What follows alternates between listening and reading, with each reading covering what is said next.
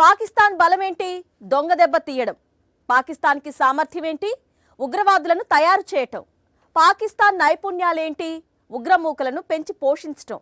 అంతర్జాతీయ సమాజం ముందు నాకే పాపం తెలియదని బుకాయించటం. పాకిస్తాన్ ముష్కర దేశమన్న సంగతి ప్రపంచం మొత్తానికి తెలుసు. అయినా సరే దాని తీరులో మార్పు లేదు. ఆపరేషన్ సింధూర్తో మనం చావుదెబ్బ కొట్టడంతో ప్రస్తుతానికి మౌనంగా ఉన్నట్లు నటిస్తోంది. కానీ కొన్నాళ్లకి ఖచ్చితంగా భారత్ లక్ష్యంగా విషం కక్కుతుంది. మొదటి నుంచి జరుగుతూ వస్తోంది ఇదే. ఉగ్రదాడి జరిగిన తర్వాతే మనం ఉగ్రరూపం దాల్చాలా? ఆపరేషన్ సింధూర్ 2.0 విషయంలో భారత కొత్త వ్యూహం ఏంటి? దీనిపైనే ఇవాల్టి మ్యాగజైన్ స్టోరీ. దేశాన్ని నాశనం చేశారు. దేశ ప్రజలను పేదరికంలోకి నెట్టారు. ప్రజాస్వామ్యాన్ని పాతరేశారు. పేదరికానికి, నిత్య దరిద్రానికి వెల్కమ్ సాంగ్స్ ప్లే చేశారు. క్లుప్తంగా చెప్పాలంటే పాకిస్తాన్ని ముష్కర దేశంగా మార్చేశారు. ఈ ఘనత సాధించింది ఆ దేశాన్ని రక్షించాల్సిన బాధ్యతలో ఉన్నవాళ్లే. పాకిస్తాన్ ఆర్మీ, ఐఎస్ఐ కలిసి దశాబ్దాలుగా చేస్తూ వచ్చిన దారుణాలు అన్నీ ఇన్ని కావు. భారత్లో జరిగిన ప్రతి ఉగ్రదాడి వెనక ఉన్నది ఐఎస్ఐనే. ఆ ఉగ్రవాదులకు నిలయం, ఆలయం రెండూ పాకిస్తానే. రాబోయే రోజుల్లోనూ పాకిస్తాన్ తప్పకుండా ముష్కర మూకలను భారత్ మీదకు ఎగదోస్తుంది. అసలు అవకాశమే లేకుండా చేస్తే? మనపై దాడి జరిగిన తర్వాత ఎదురు దాడి చేయటం కాదు, అసలు ముందు మనమే పాక్లోని ఉగ్రస్థావరాలను సర్వనాశనం చేస్తే ముందస్తు స్ట్రైక్స్ దిశగా భారత్ ఆలోచన చేస్తుందా? దేశ విభజన నాటి నుంచి విషం కక్కుతూనే ఉన్న పాక్ 3 యుద్ధాల్లో చావు దెబ్బ కొట్టినా బుద్ధి రాలేదు. పాక్ కుక్క బుద్ధి తెలిసి స్నేహహస్తం అందించిన సిగ్గు రాలేదు. పెహల్గాం ఉగ్రదాడి తరువాత భారత గర్జన చూసి నిలువెల్లా వణికిపోయిన ముష్కర దేశం. ఆపరేషన్ సింధూర్తో చావు దెబ్బతిన్న పాకిస్తాన్ కొత్తగా పన్నుతోన్న కుట్రలేంటి? పాకిస్తాన్ ఎంత పేద దేశమో పాక్ పాలకుల ఆలోచనలు అంత క్రూరమైనవి. పాక్ ప్రజల జీవన ప్రమాణాలు ఎంత హీనమైన స్థితిలో ఉన్నాయో పాక్ పాలకుల కుట్రలు అంతే హీనంగా ఉంటాయి. ఆపరేషన్ సింధూర్తో పాకిస్తాన్ చావు దెబ్బతిన్నది. భారత్ ఈ స్థాయిలో రియాక్ట్ అవుతుందని పాకిస్తాన్ పాలకులు ఊహించలేదు. చివరకు కాళ్ల బేరానికి వస్తే కాల్పుల విరమణకి అంగీకరించాం. ఆ తర్వాత జరుగుతోందేంటి? ప్రస్తుతానికి పాకిస్తాన్ నుంచి ఎలాంటి కవ్వింపు చర్యలు ఉన్నట్టుగా కనిపించడం లేదు. పాకిస్తాన్ అంత సైలెంట్ గా ఉందంటే ఏదో కుట్ర జరుగుతోందన్నమాట. ఇలా అనుమానించి తీరాల్సిందే అని చరిత్ర చెబుతుంటే అనుమానించడం కాదు, అది పచ్చి నిజమని వర్తమానం చెబుతోంది. ఆపరేషన్ సింధూర్లో భారత్ ఇచ్చిన షాక్ నుంచి ఇంకా తేరుకోలేదు. ఆర్థికంగా మరింతగా పాతాళంలోకి కూరుకుపోతోంది పాకిస్తాన్. అటు సింధు జలాల దిగ్బంధం తర్వాత దిక్కుతోచని దుస్థితి. ఇంత దారుణమైన దుస్థితిలో ఉండి కూడా పాకిస్తాన్ ఇంకా భారత్ లక్ష్యంగా విషం కక్కుతోంది. పాక్ ఆక్రమిత కశ్మీర్లో తీవ్రవాద స్థావరాలను మళ్లీ మొదలు పెట్టింది ముష్కర దేశం. పాకిస్తాన్ తన టెర్రర్ ఇన్ఫ్రాస్ట్రక్చర్, తీవ్రవాదాల లాంచ్ ప్యాడ్స్, ట్రైనింగ్ క్యాంప్స్ను తిరిగి నిర్మిస్తోంది. ఇది భారతదేశ ఇంటెలిజెన్స్ వర్గాలకు అందిన సమాచారం. సో ఈ ఇంటెలిజెన్స్ సోర్సెస్ శత్రువుల కమ్యూనికేషన్ ఇంటర్సెప్ట్ చేసి నిఘా సమాచారం ఆధారంగా ఈ నిర్ధారణకు వచ్చాయి. ఇదేదో కేవలం ఆరోపణ కాదు. తాజాగా ఇటీవల బహవల్పూర్ జైషీ మహమ్మద్ హెడ్ క్వార్టర్స్ ఉన్న ప్లేస్ ఇది. ఆపరేషన్ సింధూర్ సందర్భంగా మన దాడికి దెబ్బతిన్న ప్లేస్ ఇది.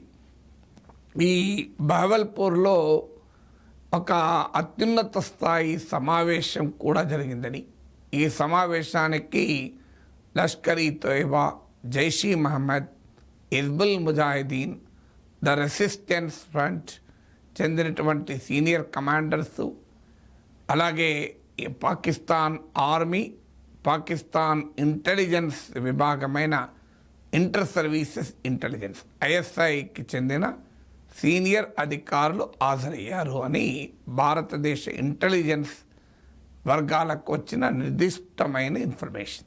భారత్లో అశాంతిని రేపడం, మారణ హోమం సృష్టించడమే లక్ష్యంగా పాకిస్తాన్ ఉగ్రమూకలను ఉసిగొల్పుతూనే ఉంది.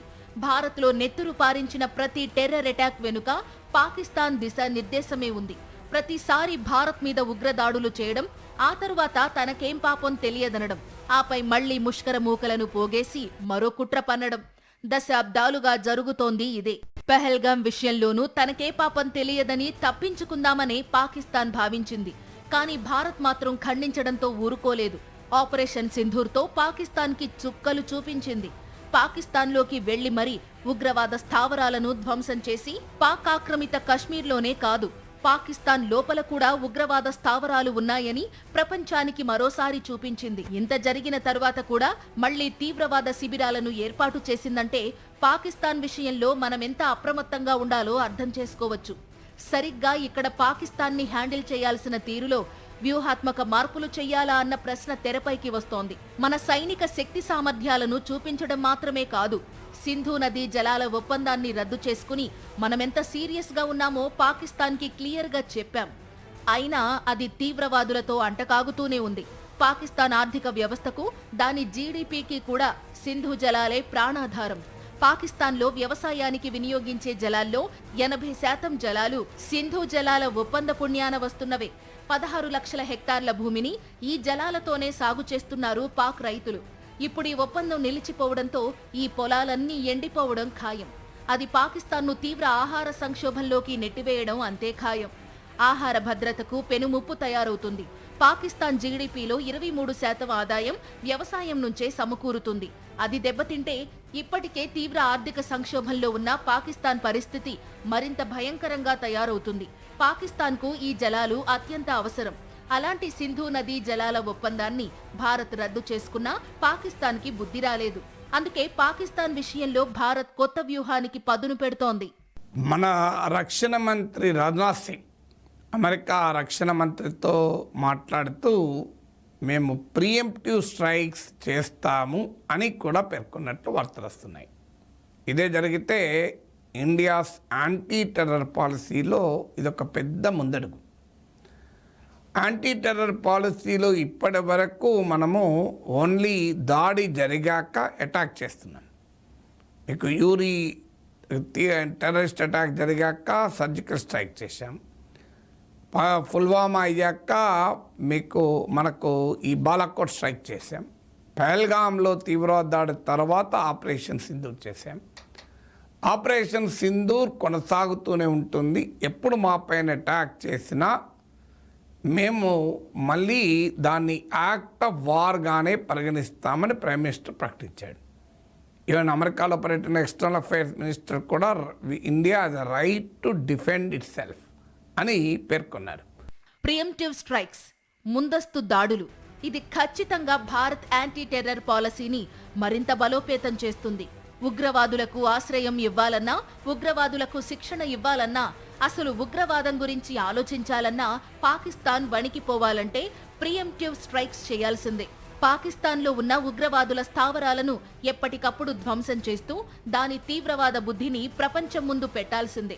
అయితే ఈ దిశగా భారత్ ముందుకు సాగాలంటే అమెరికా నుంచి మొదలు పెడితే అనేక కోణాల్లో ఎదురయ్యే ఇబ్బందులను అధిగమించాలి.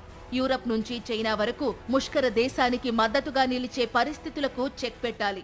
ఆ క్రమంలో ఇకపై మోదీ సర్కార్ ఎలాంటి ఎత్తులు వేయబోతుందన్నది చర్చనీయాంశంగా మారింది. ప్రివెంటివ్ స్ట్రైక్స్, ముందస్తు దాడులు. ఇప్పుడు ప్రపంచవ్యాప్తంగా నెలకొన్న యుద్ధ జ్వాలల్లో మెజారిటీ ప్రివెంటివ్ స్ట్రైక్సే. మా భద్రతకి ముప్పు వాటిల్లే విధంగా పలానా దేశం పనిచేస్తోంది కాబట్టి ఆ దేశం మీద దాడి చేస్తున్నామన్న లైన్ దాదాపుగా ప్రతి యుద్ధం వెనక వినిపిస్తూనే ఉంది. ఆ పేరు చెప్తూ అన్యాయంగా, అక్రమంగా యుద్ధం చేయడము మనం చూస్తూనే ఉన్నాం. మరి పాకిస్తాన్ మీద, పాకిస్తాన్లోని ఉగ్రవాద స్థావరాల మీద మనం ఎందుకు ప్రివెంటివ్ స్ట్రైక్స్ చేయకూడదు? అగ్రదేశాలకు ఒక్క రూలు, మనకొక్క రూలా? ప్రపంచ శాంతి కోసం పాటుపడతామని ప్రపంచ దేశాలన్నీ చెబుతూనే ఉంటాయి. అణ్వాయుధాల ప్రయోగాల నుంచి మొదలు పెడితే అనేక కోణాల్లో ప్రపంచాలు ఏం చేస్తున్నాయన్న దానిపై ఒక కన్ను వేసే ఉంటాయి అగ్రదేశాలు.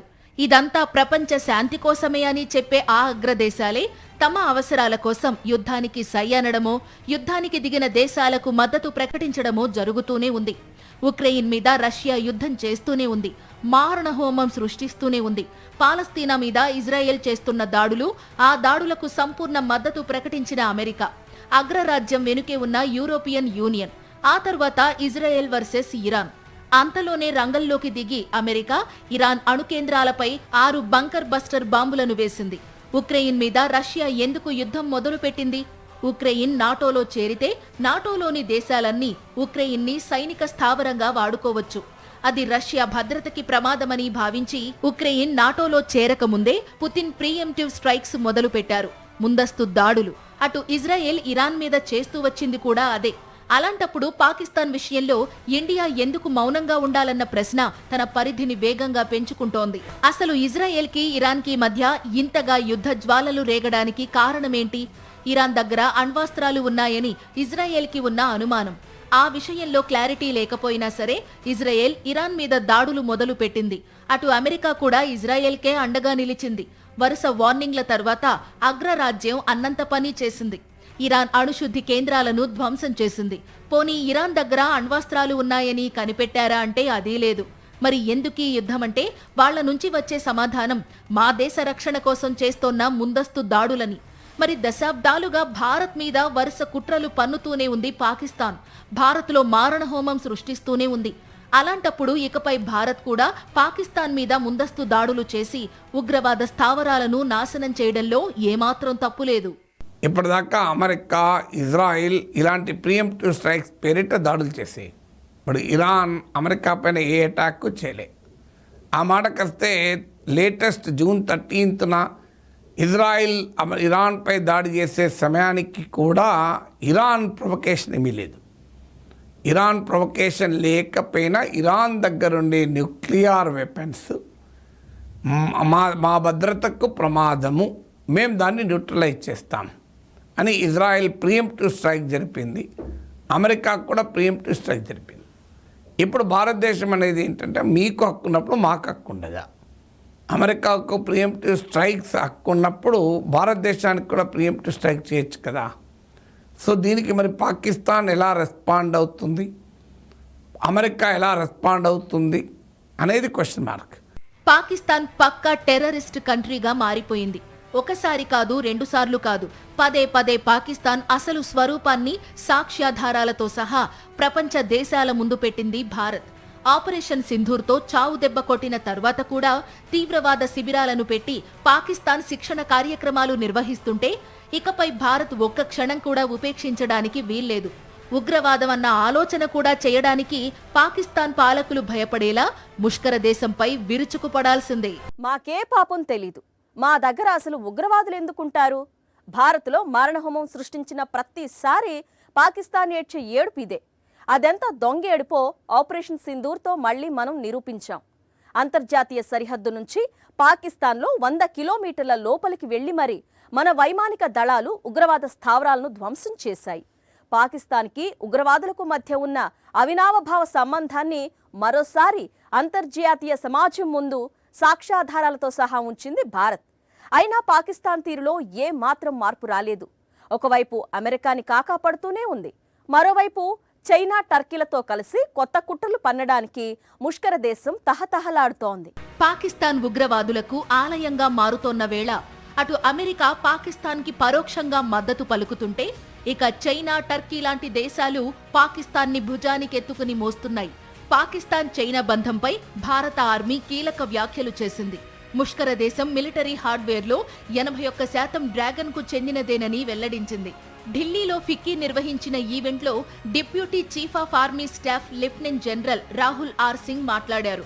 ఆపరేషన్ సింధూర్ సమయంలో నెలకొన్న పరిణామాలను వివరించారు. తన మిలిటరీ సాంకేతికతను పరీక్షించుకోవడానికి పాక్ను ల్యాబ్లా చైనా ఉపయోగించుకుంటోందన్నారు. తుర్కీయే నుంచి దాయాదికి మద్దతు అందిందని, డ్రోన్లతో పాటు ఆపరేటర్లను తుర్కీయే పంపించిందని తెలిపారు. In the last 5 years, 81% of the military hardware that Pakistan is getting is all Chinese, 81% of that. So it's no surprise. And China, of course, the good old dictum, killed by a borrowed knife, 36 stratagems that China talks about, killed by a borrowed knife. So he would rather use the neighbor to cause pain than getting involved in the mud-slinging match on the northern border. So that is what he's seen. And another thing that China perhaps has seen is that he's able to test his weapons against, say, various other weapon systems that are there. It's like a live lab which is available to him. So it's a good, that is what is something we have to be very, very cognizant about. Again, Turkey also played a very important role in providing the type of support that was there. Bayraktar, of course, he's been giving from before. We saw numerous other drones also coming in, landing in the face of war, during the war, along with trained sort of individuals who were there. Bharat కేంద్రంగా China చేస్తోన్న కుట్రలు సాధారణమైనవి కావు. మన ఇరుగు పొరుగు దేశాలన్నింటినీ మన నుంచి దూరం చేయడానికి డ్రాగన్ కంట్రీ పన్నాగాలు పన్నుతూనే ఉంది. ఈ నేపథ్యంలోనే పాకిస్తాన్తో పాటుగా బంగ్లాదేశ్ లాంటి దేశాలను కలుపుకుంటూ కొత్త కుతంత్రాలకు తెరతీస్తోంది. వీటితో పాటు అటు అమెరికా అండ చూసుకునే పాకిస్తాన్ మరింతగా చెలరేగిపోతోంది. వాస్తవంగా ఈ ట్రైలేటరల్ ఫారెన్ సెక్రటరీ మీటింగ్ పైన డిఫరెంట్ కంట్రీస్ డిఫరెంట్ ఆర్గ్యుమెంట్స్ పెట్టాయి. జాయింట్ స్టేట్మెంట్ కూడా విడుదల కాలేదు. 3 దేశాలకు కూడా తమదైన స్వంత ప్రకటనలు చేశారు. అందులో పాకిస్తాన్ చెప్పింది ఇది ట్రైలేటరల్ మెకానిజం కొత్తది ఏర్పాటు చేసే దిశగా ప్రయత్నమని పాకిస్తాన్ చెప్పింది. బంగ్లాదేశ్ మాత్రం అది కాదు అంటూ రియాక్ట్ అయింది. ఇది కేవలము జనరల్ మీటింగే తప్ప పర్టికులర్గా ఒక వ్యవస్థను ఏర్పాటు చేసే దిశగా ఓ యంత్రాంగాన్ని ఫామ్ చేసే దిశగా ఈ మీటింగ్ కాదు అన్నది బంగ్లాదేశ్ వాదన. పాకిస్తాన్ భారత్ మీద మరోసారి ఉగ్రదాడులు చేయించడం కాదు కదా, ఆ ఆలోచన చేయడానికి కూడా సాహసించకూడదు. అంటే దీనికి ఒకటే మార్గం, పాకిస్తాన్లోని ఉగ్రవాద స్థావరాల మీద భారత్ ముందస్తు దాడులు చేయడం, భారత్ వైపు చూడడానికి కూడా పాకిస్తాన్ వణికిపోయే పరిస్థితి తీసుకురావడం, ఆ క్రమంలో అమెరికా, చైనా లాంటి దేశాల నుంచి వచ్చే సవాళ్లను అధిగమించడం మీద కూడా భారత్ దృష్టి పెట్టాల్సి ఉంది. ఇది ఇవాల్టి మ్యాగజైన్ స్టోరీ. మరో ఇంట్రెస్టింగ్ టాపిక్ తో మళ్ళీ కలుద్దాం. అంతవరకు స్టే ట్యూన్ టు సాక్షి. నమస్తే.